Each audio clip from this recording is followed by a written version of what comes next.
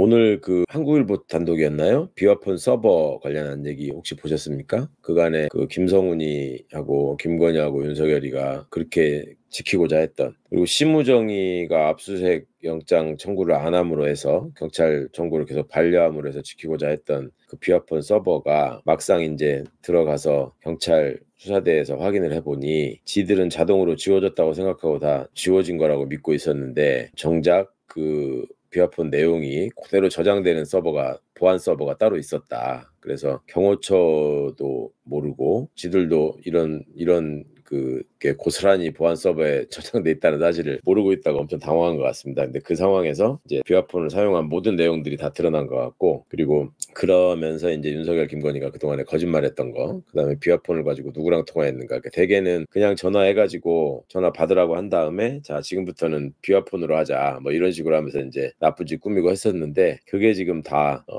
드러나 버린 거예요. 이제 그래서 이제 아주 내란 특검 입장에서는 대박 사태가 생긴 것 같고, 뭐 아주 즐거운 일이죠. 이제 그 와중에 또 권성동의 통일교 관련한 거짓말, 또 이것도 이제 속속 밝혀지고 있죠. 그거 보니까 예전에 뭐 한학자 씨 도박한 거 가지고, 그런 거 가지고 경찰이 수사하는 것 같다라고 권성동이가 수사기밀을 유출해서 알려줬다는 거예요. 이게 지금 충분히 가능성이 있는 얘기고, 그걸 통해서 또 권성동의 혐의, 이제 구속을 면하기 어려운 혐의가 또 많이 보강되고 추가되는 것 같은데, 권성동은 이제 그만 그간의 잘못을, 죄값을 치러야 될 때가 왔고, 이번에 들어가면은 이제 나올 수 없는 그런 상황으로 이어질 것 같습니다. 권성동 구속이 가능하냐고 물어보셨는데, 아니 당연히 구속되죠. 권성동 구속 안 되면 말이 되겠습니까 지금. 그리고 그동안에 저는 권성동이 이제 경찰 정보 빼돌려가지고 통일교 줬다는 게 굉장히 확실하다고 느끼는 것이, 경찰들은 말입니다, 조금 이렇게 비민주적인 정권이 들어서면 반드시 경찰 인사와 관련해서 자기들의 이득을 위해서 줄을 서는 실세가 생깁니다. 박근혜 때 같으면 안봉근이라는 그 문고리가 실세다라고 해서 전부 다 몰려가가지고 안봉근한테 로비하는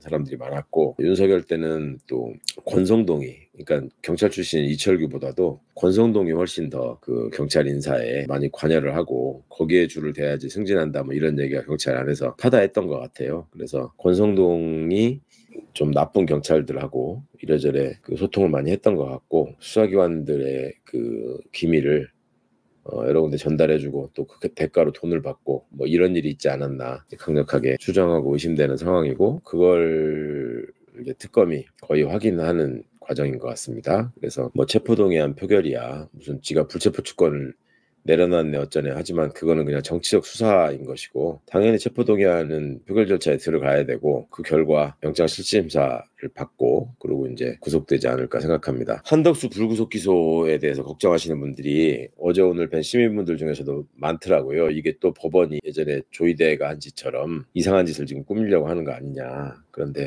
결론부터 말씀드리면 이렇게 대세에 지장이 있지는 않을 것 같고요. 한덕수를 구속하기 어렵다라고 하는 거는 제가 다른 방송에서 좀 말씀드렸지만, 우리 법원의 판사들이 얼마나 국민들의 생각과 괴리된 채 딴 세상을 살아가고 있는가. 그 문영배 재판관이 지적하신 것처럼 국민의 뜻을 받들려고 하지 않고 자기들이 국민의 뜻 위에 있다고 생각하는, 국민들은 무지몽매하고 본인들이 똑똑하고 중립적인 위치에서 모든 걸 현명하게 판단하고 있다는 착각에 빠져있는 그런 어떤 전형적인 상징적인 모습 아닌가 싶은데, 그렇다 해서 한덕수가 무슨 죄를 면하게 될 일도 아니고, 또 재판 진행하는 과정에서 한덕수의 재상이 더 드러나게 되면 그냥 가벼운 형을 받기에는 그게 지금 어려운 범죄라서요. 저는 좀 미뤄지기만 했지 결국은 중형을 선고받을 것이다 라고 기대합니다. 만약에 이제 그런 것들이 계속 또 국민의 뜻을 저버리는 이상한 쪽으로 간다면, 그건 그대로 또 응징을 하고 새로운 또 사법개혁의 불길이 활활 타오르고 또 물꼬가 트이고 하는 일이 되겠죠. 이진숙 대구시장 얘기가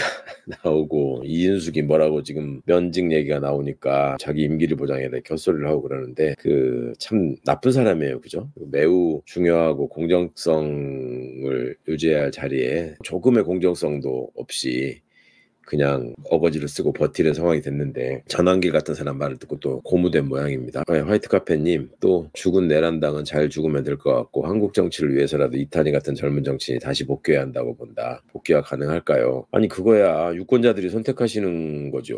뭐 이탄희 변호사가 복귀하고 싶다고 해서 그냥 바로 복귀하고 뭐 이런 건 아니잖아요. 전적으로 그거는 앞으로 이탄희를 얼마나 기억하고 성원하시느냐에 달린 문제 같고요. 이진숙이 대구시장이 될 거다. 내가 양보하겠다. 뭐 이런 식으로 말하는 전환길 같은 사람. 대구 시민 여러분 어떻게 생각하십니까? 대구 시민에 대한 모독 아닙니까? 대구 시민들은 당연히 이진숙을 다 좋아하시는 겁니까? 그래서 그런 얘기를 하는 건가요? 아니면 대구는 어차피 아무 생각 없이 투표하니까 지들끼리 소위 전환길이 얘기하는 것처럼 그 전환길의 팬들을 끌어모아가지고 이번에 장동혁 당선시키듯이 전환길이 뛰면 어차피 이진숙이 될 거니까 뭐 공천 될 거니까 그러면은 뭐 공천만 되면 끝나는 거지 대구 시민의 생각은 아무 상관없다는 건가요? 심지어 대구시장 그렇게 간절히 원하고 대선 때도 갖은 오버를 다했던 김재원 같은 사람도 저렇게 전환길이 뛰면 영향력이 있는 사람이라 이진숙이 될 수 있다라고 거의 체념하는 듯한 말도 하고 그러던데 그러면 이진숙이 안 되고 김재원이 되면은 상식이 승리하는 게 되는 건가요? 대구에서는? 그러니까 아이고 정말 대구에 계신 민주시민 여러분 너무나 속상하실 테고 저희도 참 응원하면서 그 이런 말씀 드리는 것도 참 너무 답답하고 속상합니다. 근데 이 부분 좀 꼭 생각을 좀 해보시고요, 제발. 그리고 진짜 무슨 대구가 뭐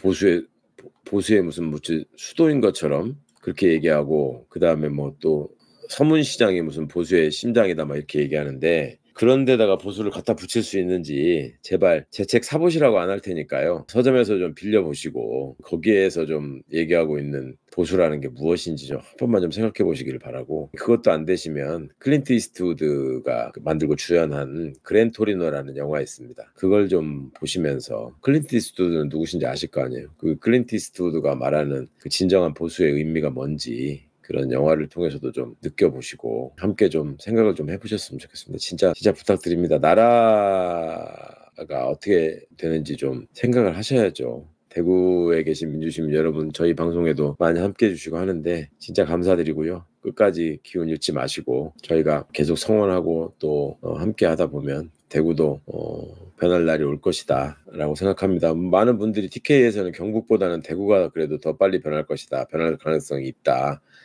라고 말씀들을 많이 하시더라고요.